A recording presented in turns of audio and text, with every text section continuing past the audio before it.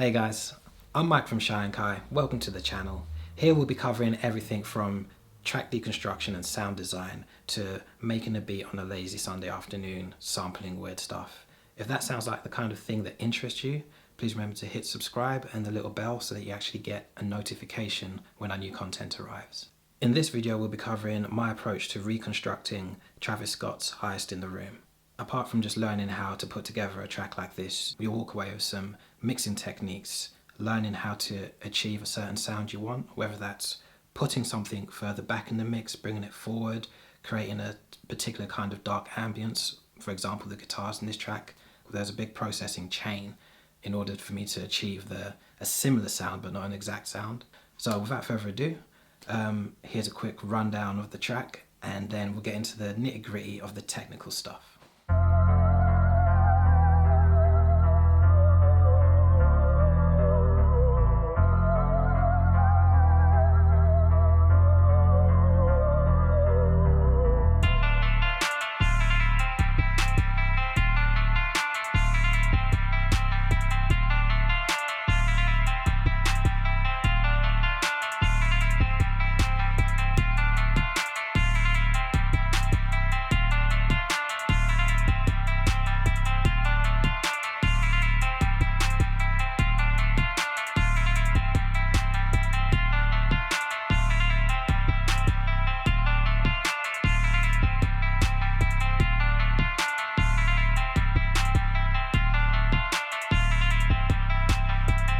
What we can hear in the original track is that the guitars sit quite far back.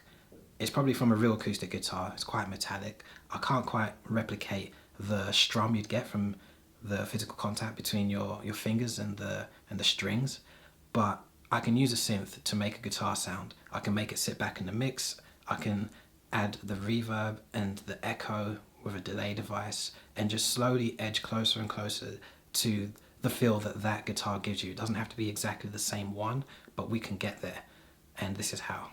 So first we're going to drag in the Native Instruments massive device. Navigate to the browser. We can filter by guitar. And if memory serves me correct, I think I went with the physical Spain patch. The next thing we're going to throw in the chain will be an EQ, and we'll use this just to cut out some of the lower frequencies. The next device we're going to look for is called Metallic. That just adds an extra bit of texture to the sound.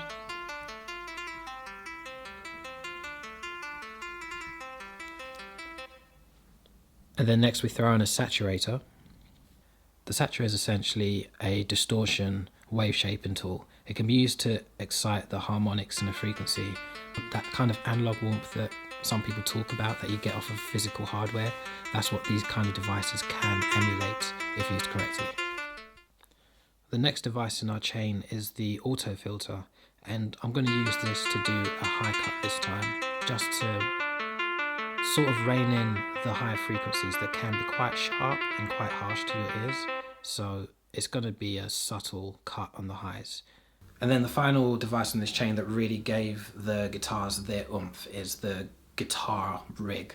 It's not something I use enough at all, but after today I'm going to use it a lot more. Guitar rig is jam-packed with very powerful audio chains within itself as just a standalone plugin. And I just kind of went through it, trying a few different presets. I normally stay away from it because it's very overpowering. It's like very heavy distortion for guitars. It can turn like a little banjo guitar into a death metal power chord. So it's usually overwhelming. But I found the right preset that just gave it the correct amount of boost to make the guitars more prominent, but not at the front of the mix. I need to talk a bit about positioning as well. So the guitars sit quite far back in the mix. It sounds like they're far away. There's a lot of reverb. And to get that effect, it's not enough to just dial up the reverb knob. I had to go towards the master channel and change the setting from post to pre. And now we've got that signal chain completed. It's just a matter of dragging that section of the guitar loop into the intro, and we use a third-party plugin called Halftime to create the slow down effect that you hear at the beginning of the track.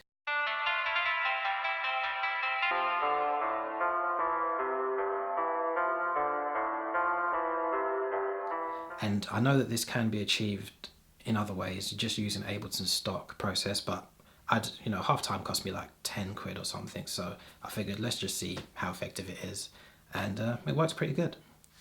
I don't know if I explained this properly before, but with the guitar channel and the halftime plugin, what I had to do was go into Ableton's arrangement view, activate the automation track button, and then set it so that the halftime plugin only activates for the intro section, and then it cuts off when the main beat kicks in at the main verse.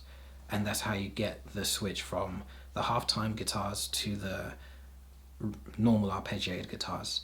And you can just copy and paste that for when it happens again before the second verse. Next up, Spooky Synth, which now I kind of feel is more of a sci-fi synth, but we've committed to it now, so let's just go with that. So this synth was made with Native Instruments Massive. I basically just kind of drilled through all of the sound libraries that I had available to me to find anything that sounded spooky, sci-fi-ish. And from there, I would tweak and dial the frequencies until they felt the way that I wanted. The key thing with this sound is that there's a vibrato. There's a vibrato in it, which is the wobbly kind of effect, which I was struggling to make, and I was trying to use like an LFO to automate the pitch and make it wobble up and down, but it wasn't really working that well. And then I remembered I have a great plugin that can do all of this hard work for me, the RC20 Retro Color. I think this is made by XLN Audio. I mainly purchased it because they've got some great cassette effects and VHS tape effects, which is perfect for lo-fi kind of beat stuff that you're doing and downsampling music from sounding too clean. It just adds like a nice vinyl grit to things.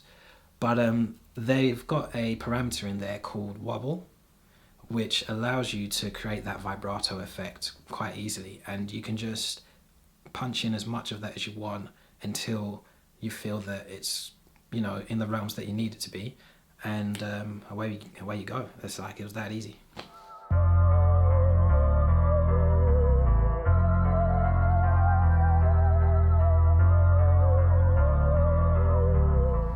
Next up, the 808s.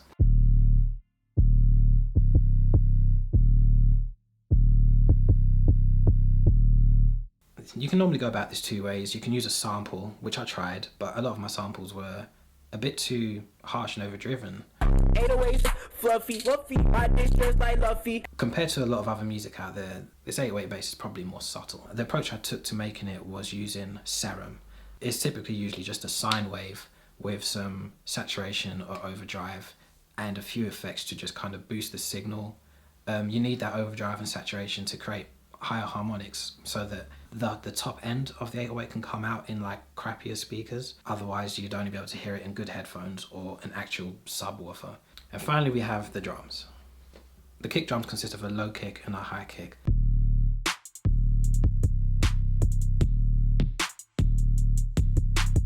The low kick comes in straight away alongside the 808s, and they kind of accentuate each other with the hi-hats, and it adds like an extra energy because there's a few more, what's the term? Gefilter? You know what this is? What is it? Syncopated kicks. There's a few more syncopated Gefilter. Oh, what's the name of this fish? Gefilter fish. Gefilter? There's a few more syncopated kicks that come in between the low and the high, which just give it that groove and that rhythm and makes it feel more busy with the hi-hats really kicking in at the 16th notes.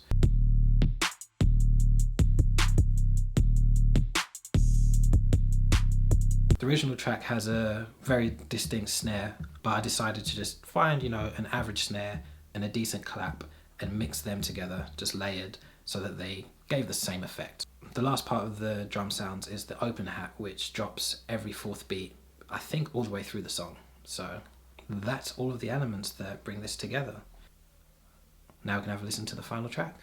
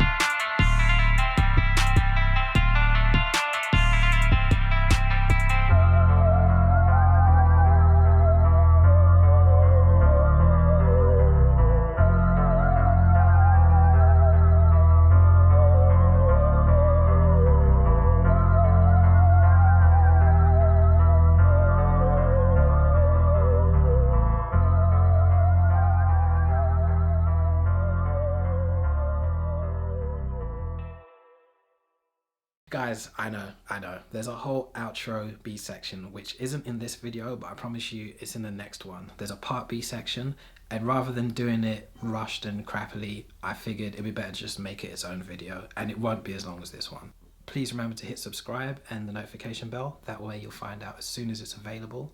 I do feel that a lot of the lessons you learn from this can be transferred into any other digital audio workstation, whether it's Fruity Loops, Logic, Cubase. Do people still use Cubase? I don't want people to feel intimidated from asking questions or even giving feedback on the format of this video. If you feel like I missed anything out, let me know and I'll try and explain it better next time, or I'll even hit you back in the comments. Thank you for watching.